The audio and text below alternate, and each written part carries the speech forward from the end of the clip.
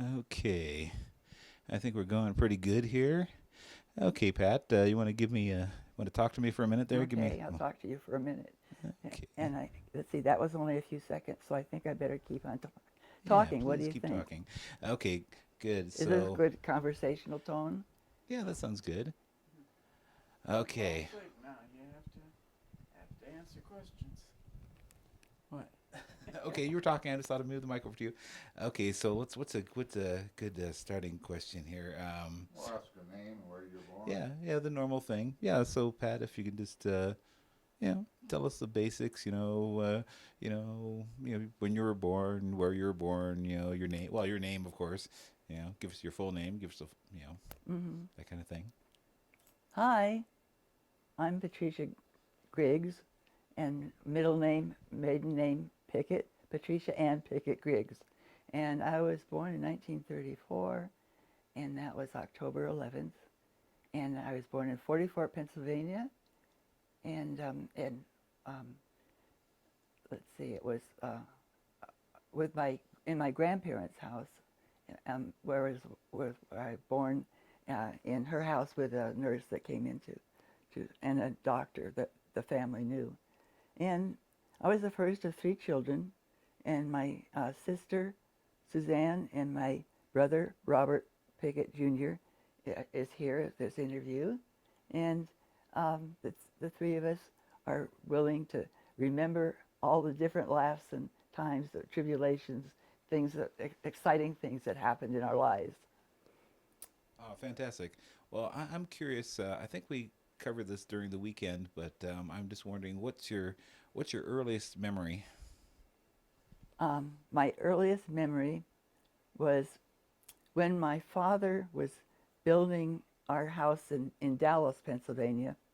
We had a cabin in back with a tent over the back part of the building for sleeping, and we lived in that when we were building the house, and I remember that I had to go to the bathroom and I was crying and everything, and my father got up to get me out of it must have been age 3 or something around there, and put me on the potty, and he scared me, so he says, "You better go," and he scared me so much that I couldn't go.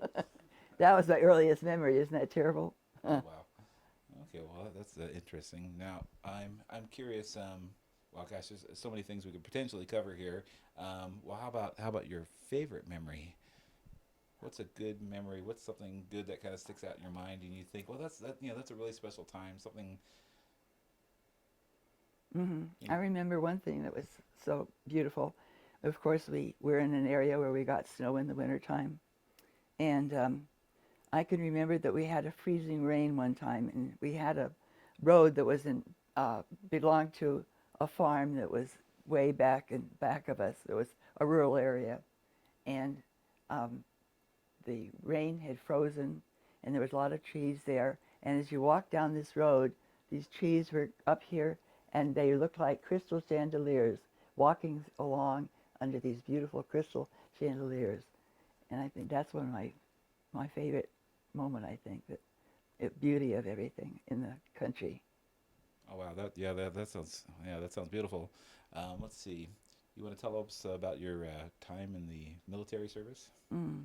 About education. Well, we could have education. I mean, well, what do you want to tell us about education? Well, I went to the same school from grade 1 through 11th, and then we moved to California. This was in Dallas, Pennsylvania, Dallas Township High School, and uh, I was able to go back later on in the next year because I was so far ahead. By the time I got to the new school in Pennsylvania, they said uh, I had so many credits that I could graduate right now, except in California I had to California history, driving, automobile training, um, and there was one other thing I Senior kept, problems. senior problems, yeah.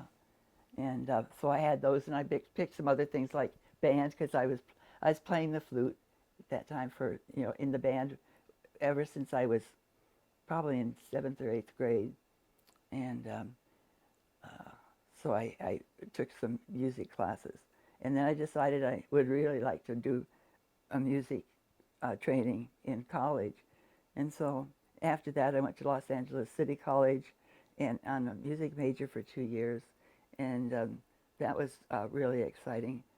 But then I didn't know what I wanted to do, and I didn't want to teach. I didn't think music, and I wasn't really a good singer, so I didn't know what to do with it. So I thought, well, I'll just go and I'll work for a while. So I worked in a music store downtown Los Angeles, and while I was working there, I read an article in the paper for the want ads for people to work overseas for the military, and help them run a service club or something for when the soldiers were not out doing maneuvers or anything. Could relax at night and, play pool or cards and meet with others, in a casual atmosphere and build morale. And so I thought that was great. So I went down, I called and I asked for an interview. And I had the interview, and the first thing they said is, "What degree do you have in college?" College degree. I said, "Oh." I said, "I have 2 years." I said, "But if I were to go back to college, what should I take?" And and they said, "Well, we need to major in recreation, music, and just general things, And so I thought that looked really good. So I went back to school for the 3rd and 4th year, and this time it was closer to home. It was in Northridge, California, and it was a new school, a California school that was just opening, and I took the music major there as a major in performance and some recreation training, and then after that I was able to go to my first assignment, which is a civilian working with the U.S. Army in Korea, and I thought it was really exciting. My first day really away from all my relatives and everything, and it was very exciting. And I have scrapbooks showing all the different things that we did and the pictures of the places that I was in there. Oh yeah, that's an idea. I probably should take some pictures of those scrapbooks before I leave. Maybe I can insert some pictures here in the video. Mhm. But let's see, what else can I think of? You got some questions, Art, as well? Um, Patty, when you went over, I saw some pictures. One of them I wanted to ask you about is where you're wearing a bathing suit and something about jumping out of a cake. Could you elaborate on that? Yeah. Well, I was very new. I'd never known really much about the Army or anything. I could barely tell one class of soldier from another. I finally learned to separate the officers out of this and the enlisted men. And I forgot what the question was now. About the bathing suit. Oh, the bathing suit that I wore. Okay, so here I am in this brand new thing, outfit, and I think I was only there 1 or 2 days. And anyway, the colonel, he was the CO of the base, was having a birthday, and everybody was actually in awe of him, because he was this very, very, very stern type of person, and and I was just so innocent and everything, I didn't know. But anyway, they said they were having this birthday party, and they were trying to think of things that would be a joke, and yet they didn't know if he would laugh or not. And so one of the things was they would ask me if I would jump out of a cake, and I said, well, I guess I could do that. And so they decided to have, and then the shows and the pictures, the different things that they did at this party, and then they brought a cake out, and it was one of his officers dressed up in a silly outfit, and it wasn't a girl at all. And so he was opening some other funny gifts, and then they brought another cake out, and this time it had me in it with my bathing suit. Why I thought to bring a bathing suit to Korea, I have no idea why, but I had, and then I danced with the colonel to his favorite. He was from Tennessee, so he did the Tennessee waltz, And so that was, right when I'd just been there a few days. Mm, sounds like fun. It was quite an initiation for you. Mhm. And This, by the way, is my sister Suzanne that's yes, talking. I'm Suzanne, and let's see, where did you go after you were at that base? You Then I went to another base after 6 months. Oh, that was by the way was in Incheon, uh, Korea, and it was on Walmi. The services were where we stayed, and also where our service club was on Walmido Island, and this was the place at Incheon where MacArthur, General MacArthur, landed going into Korea. But then after that, after 6 months in Incheon, then I went to Camp St. Barbara, which is up further north, closer to the DMZ, and then I had an interesting time there. The beautiful service club and willing workers, and late we would able to eat in the general's mess, which was a real treat to be able to do. mm-hmm. And the general was right so close to us and everything. It was interesting to be for somebody that didn't know much about the service, to go through. But yeah, I had a really good time. Yeah, well, were you allowed to date any of these servicemen? Well, the first the colonel he has strict orders that you were to the men were not to fraternize with women if they were married, but if they were divorced, then you could. So there was one guy that came up to me one time and asked me to a barbecue out on the Economy, that was put on for with the native Koreans of the area. And he said, I'm the only one here that's able to take you there because I'm divorced. So that was fun. But anyway, that way I got to see something of the local color. Mm-hmm. Well, that sounds interesting. And did you stay in just the service entertainments part, or did you go into? I think you were in the Red Cross for a while. No, that was later on. Uh-huh. I went to Germany after I finished my year in Korea, and Germany I thought was going to be great, and it really was disappointing to me. And there were several highlights because I was able to contact a gentleman that had was actually Dad's roommate at Columbia College when he was, a student, and he was an architect. Oh, and also during the war, that's the World War II. This German, we found out where the German people were keeping them after the war was over.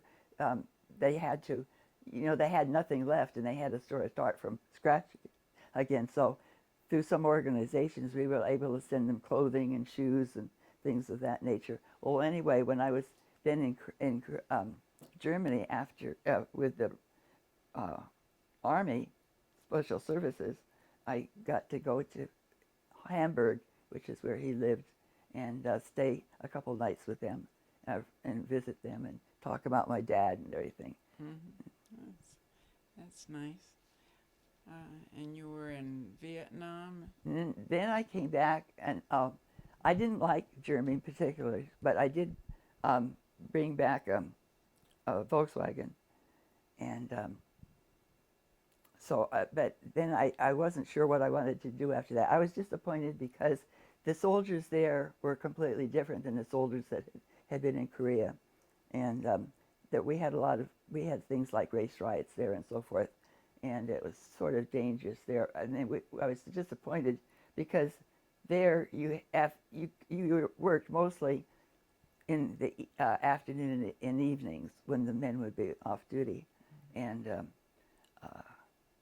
we had race riots and things like that out there. And so they had a guard that would take us to our cars at night. And there you had to have a car, whereas when you were in Korea, you didn't have to have your own car. If you'd be furnished somebody to take you someplace that you had to go in a Jeep or a deuce and a half, which is like a big truck. Hmm. I guess you came home after that? Then I came home after that. Well, what after Germany, I came home, and then I was working at the college as a secretary, and I saw that there was an ad for people to be in the Red Cross, the same type of thing in the service clubs, in the hospitals, rather than in the service clubs. And so then I put in an application for that and joined the Red Cross. And then I went, first place I went was in California, and that was, what is the name of that place?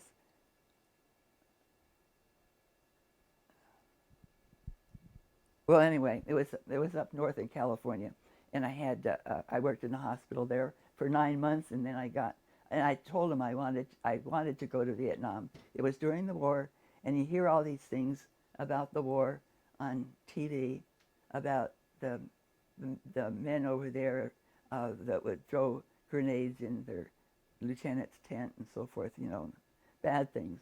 And I said, well, and then you'd hear good things too. So I thought I'll just go over there if I can, and then see for myself what's going on, which I did. So you were looking for some excitement, huh?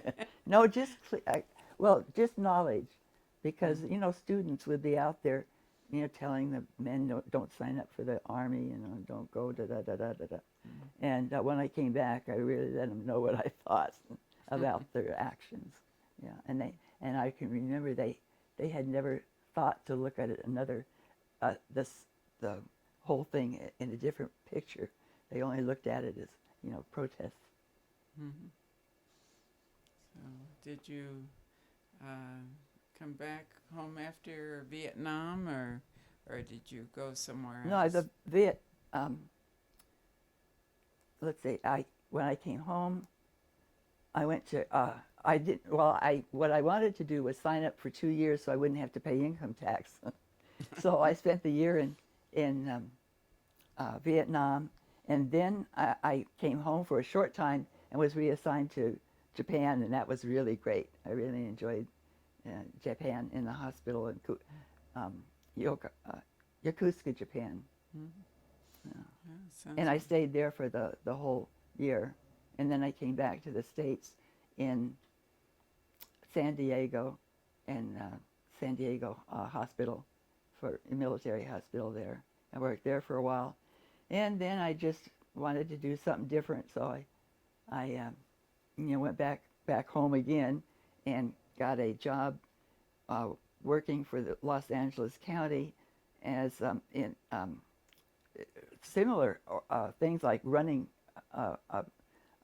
programs, for recreation and so forth, for different men from L.A. That were living alone, and the single men, and they would have them come to this place where people were taking care of them because they couldn't help themselves or had no relatives or something like that. So it was for men of all types that needed to be rehabilitated. So I worked there for a while until I got married. Is that where you met your husband? That's right. He was working on a switchboard up there, and he would help out with some of the activities, like basketball and so forth, and exercises that we did with the men, all different sorts of things. And we had bingo games, the ordinary type things that are fun for people, and to relax and forget about the war for a while. Tell us a little bit about your husband. Well, he was, let's see, what can I say? He was a great guy. He loved people, and he loved to work with people, and he wanted to be a mechanic. And we decided that after we met and got married, he decided he would go back to school on the GI Bill, and because he had been in the Navy, and so he did that and was learning diesel mechanics in Palm Springs, and we lived in uh, Yucca Valley in California in the desert, and his parents were there, and we had a lot of activities with their parents and my parents, and with my parents we'd go on camping trips and things like that, and we really had a good time. And then he decided that he wanted to work with people that were having trouble with drugs and alcohol, because he had been like that during the service. You know, they drank a lot, actually in the Navy, I guess, and he was very good at it, very good, and he really helped a lot of people. And after he died, it was over 21 years ago now, that parents were still writing to me and letting me know how much they thought of him, and for helping their sons or whoever, to be well again. And so that was, he really had a good aptitude for that, and he liked to go camping too. Mm-hmm. Oh, And he came up and helped Dad build that house when Dad wanted to build a house in Bridgeport, California. mm-hmm. That we had quite a history of that in the family, from the Dad's side. And I'll let Douglas talk to you a little bit more, and then maybe your brother Bob would like to maybe bring some humor into. Ask more questions about. Come over here, Bob. Come on over. Might as well swap places. Be comfortable.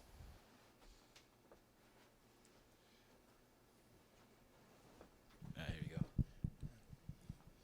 go. About what year was it when you moved to Bridgeport? 1977. You said you helped Dad build. I'm Pat's brother, by the way, Bob. You helped Dad build the house. Yeah, well, I didn't do much of the carpentry, but I mean, you Tommy were- was pretty good at it. And how long did you stay there in Bridgeport? Well, the house was finished about in 2 years, so that would be 1979.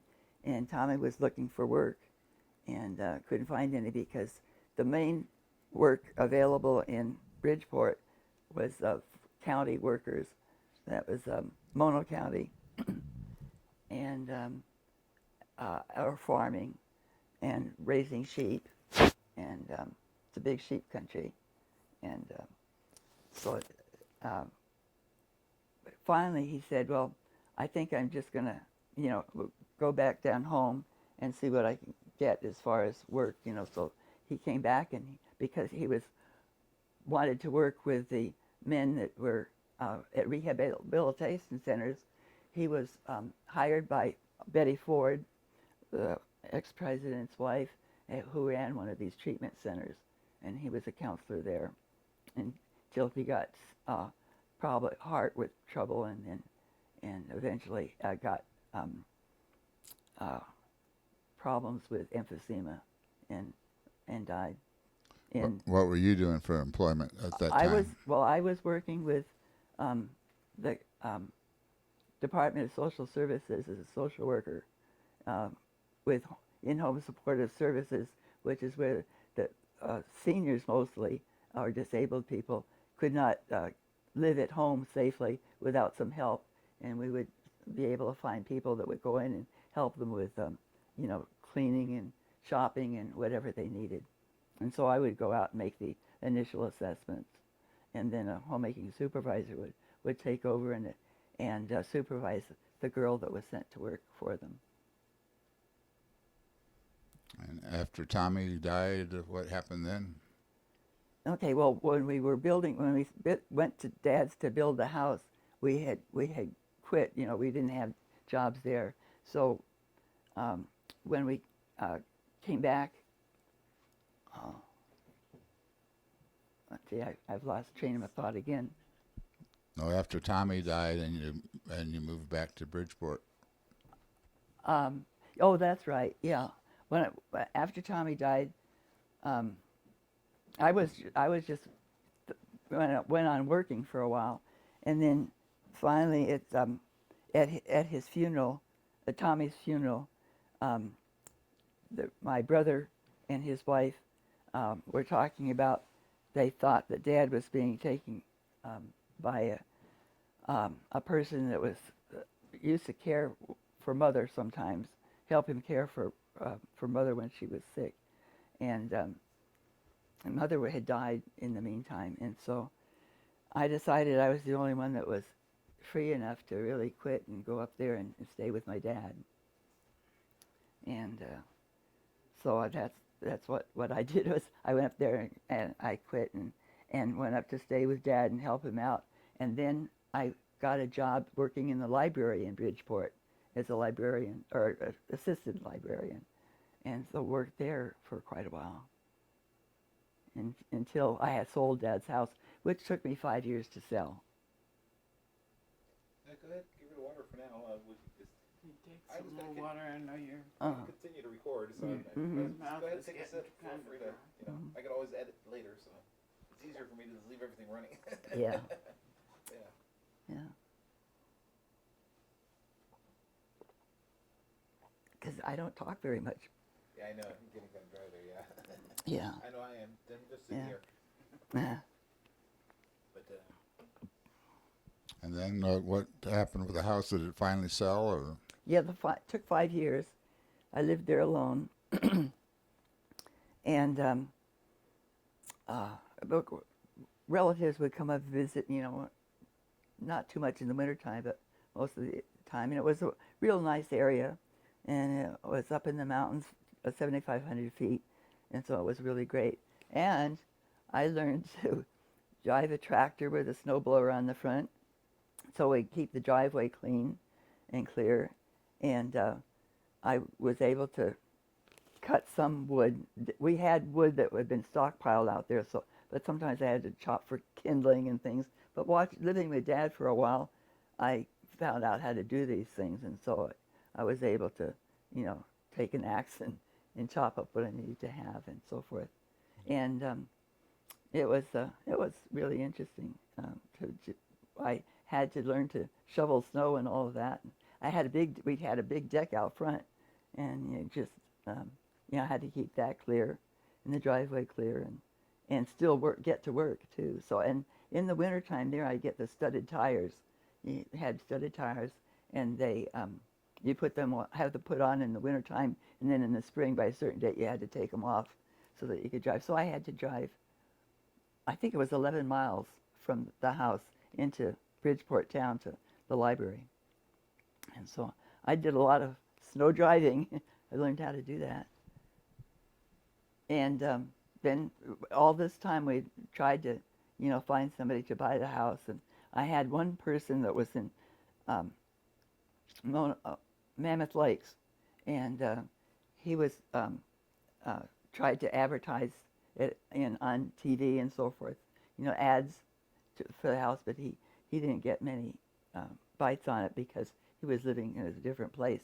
Finally, I went with somebody in town, and they were trying to find somebody to buy the house, and then one day this person pulled into the driveway, and he said, "I saw your sign out front," and he said, "I was wondering if I could see the place," and I was sort of hemming and hawing because I didn't know him, and the realtor hadn't brought him in, but then he said, "Well, my mother's in the car," so I thought, well, if he's driving along with his mother, that'd be all right. I said, "Well, bring your mother along, and you can look inside," and they're the people that eventually bought the place, and his mother's still living. We found out today at my birthday party today why the gentleman that helped me through those 5 years that lived in an even worse area had to snowmobile in the wintertime to my house where he kept his car in the wintertime, and then he could go into town from there if the roads were cleared.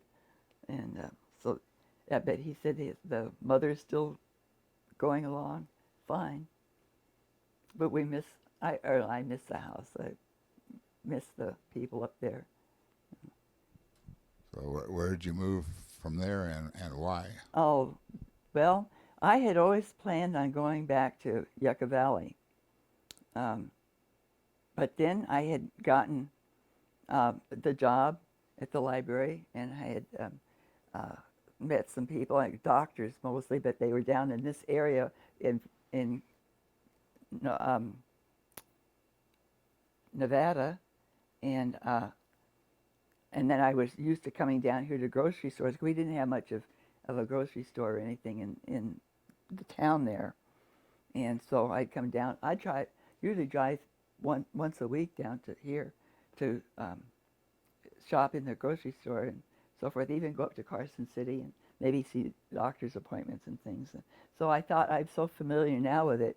So I thought that I might as well just stay here. So then I started looking for when the house was for sale. I started looking for another place to live and decided that I'd look around this area and see what was available. Then when we got the seller for the house, I really decided to come down to look at Aspen Park that's in Douglas County in Gardnerville, and I found the place where I'm now living. And so when I sold the house, then I moved down here, and I enjoyed it. I enjoyed it till now. And that was in September. Let's see. I think it was a couple days before 9/11. So I must have moved in here on maybe the 7th or something. And what is the place you live in? Is it? This is a mobile home park. They're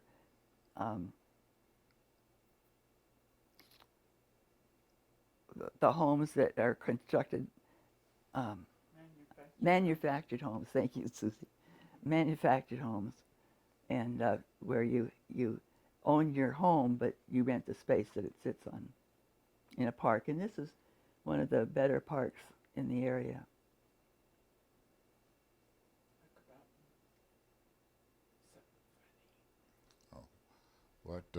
When you were younger and you talked to your little sister and told her to watch out for ghosts, can you elaborate on that story a little bit?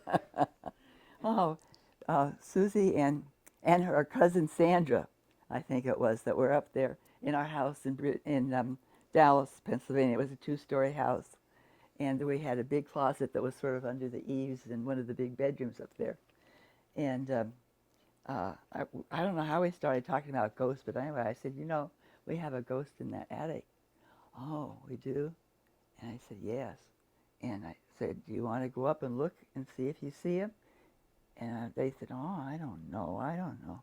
And anyway, so I said, well, let's wait a while, And I went up there and there was a long piece of wood, and I propped it up on something and then covered it with a sheet so that when I'd step on this end, it would rise up. And so then the 2 girls came along, and they were going to look in the closet, and I told them they were too scared to go in. And I said, well, that's all right. Here's the little toy gun. I said, you can use that and hit her over the head. Hit the ghost over the head if you're scared.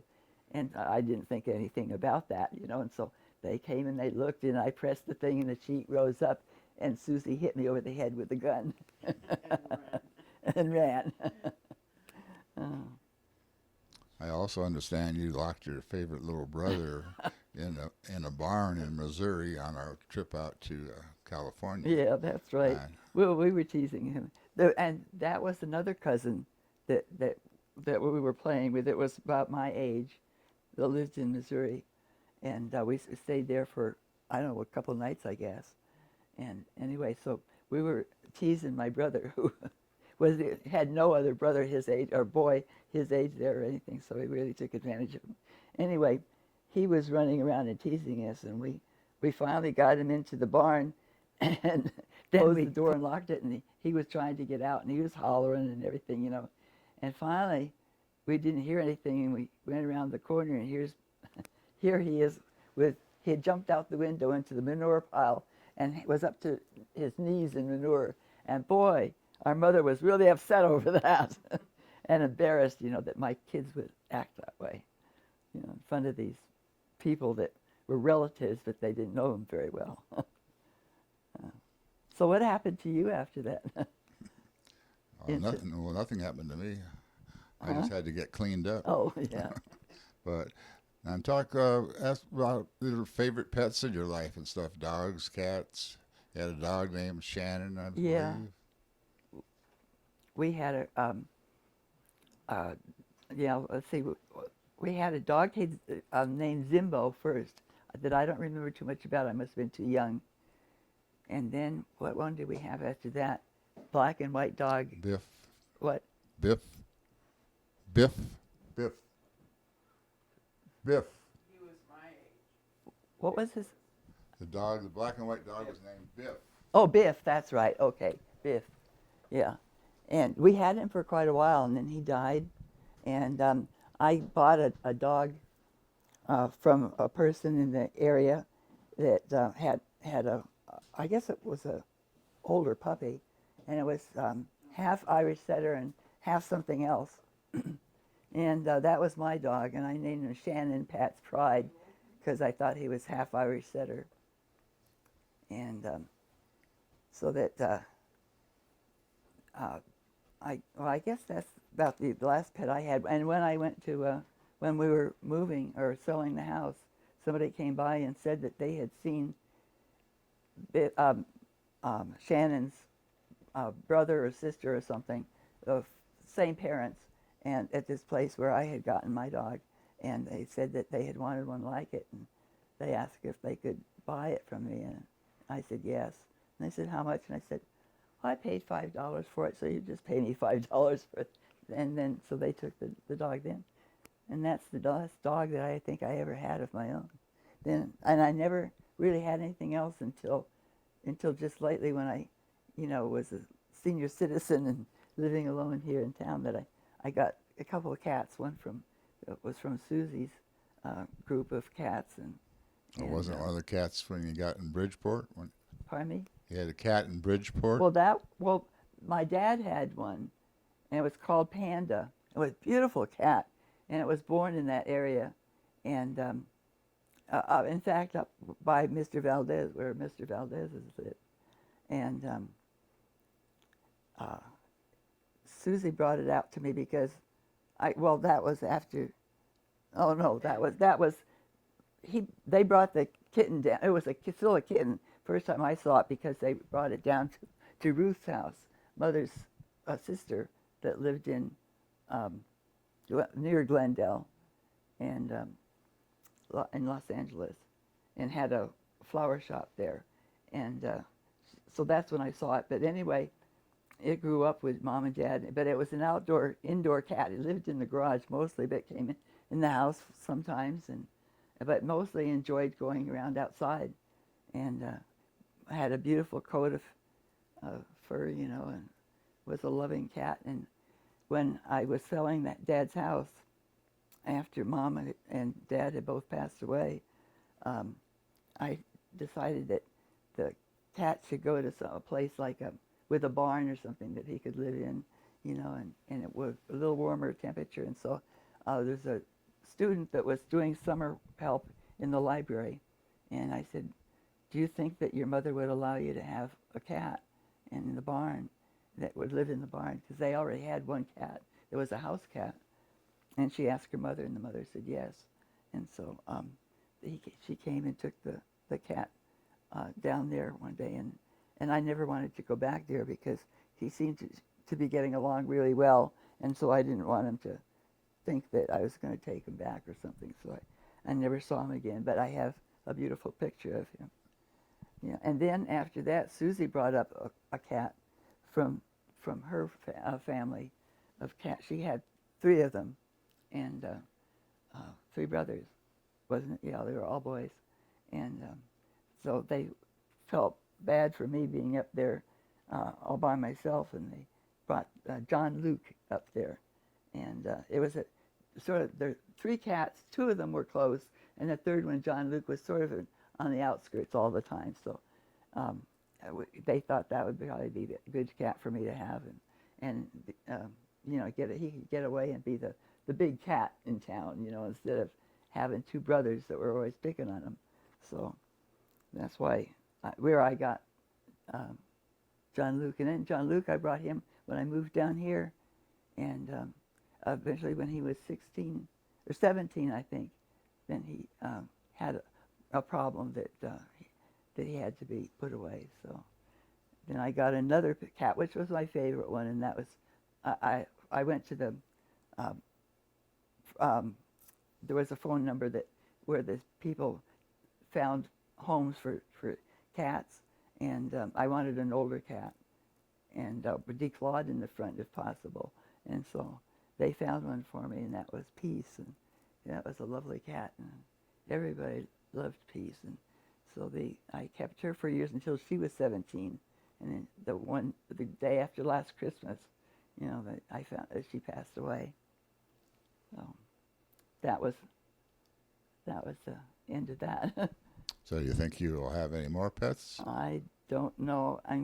I've got a lot of medical problems now, and so I'm not sure that I should go ahead and get another cat because I'm not sure how long it's going to be. Well, I can take care of one when I can't take care of one anymore. So I haven't decided on it.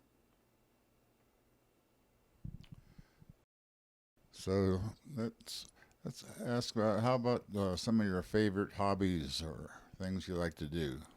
Oh, I love to read, and the library.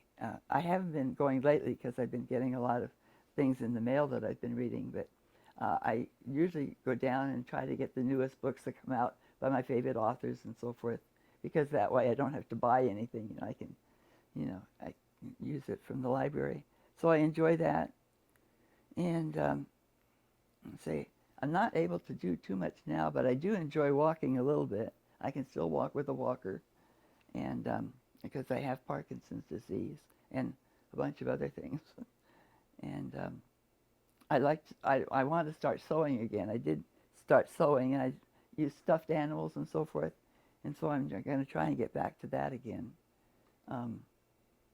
And I can't think of anything else that particularly.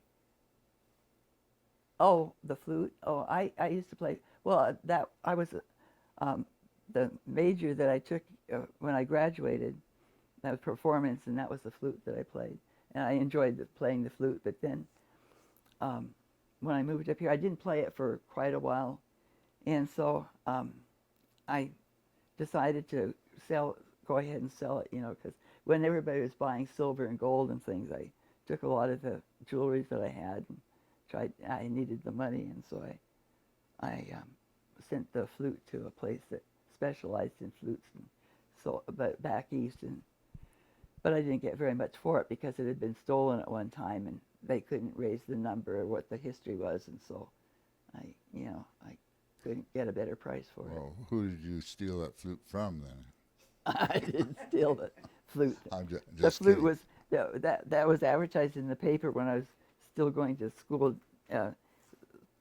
in Los Angeles City College, and I asked him about that, and the man was a studio musician, and he said that it had been stolen, but he got it back somehow, but they had taken off the serial number, and it was so deep that when I went to sell it, I asked the place if they could find the number, and they couldn't. So, I didn't get so much money for it, but then again, there's not too much you can use it for here, because it's hard for me to go out and drive at night and so forth to where they have practices and concerts and things. I can't drive too much after dark, or at all after dark, really. So what do you look forward to, and what do you think the future holds for you, and what would you like to accomplish in the next 10, 20 years of your life? Well, living for 20 years will be an accomplishment. In fact, so I don't know if I want to do that. I think what I really want to do is just, if I can, to live one day at a time and not have to worry about, because I don't know what's going to happen now. I have different things wrong with me and so forth. Sometimes I feel good, sometimes I feel awful. But I want to continue having good friends, like the friends that came to my birthday party, my 80th birthday party today. And be close to them and enjoy the services of the church, the Methodist church that's right across the street. And reminds me of my grandpa Devendorf, who was a Methodist minister at large. And it's nice to remember him that way.